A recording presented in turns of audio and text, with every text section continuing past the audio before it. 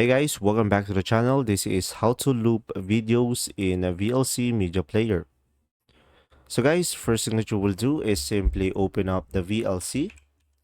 And now from here, just simply go open up a folder of all of your videos that you want to loop. So let's say I'm going to go for this one. And now if I want to loop this, just simply click on this icon over here, guys, down below. And it will automatically loop. Let's play it again, and as you can see, once it is done, it will automatically loop.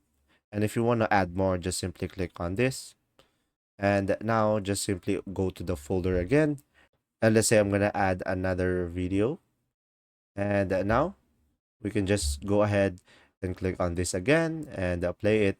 And as you can see, it will loop still, but as you can see, it will loop to another video, and when the video ends, as you can see over here, you should be able to loop it back.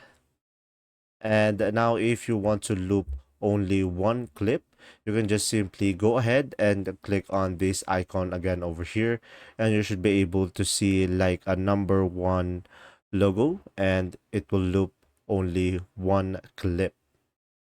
And that's simply about it. If this video was helpful, please like and subscribe, and thanks for watching. See ya.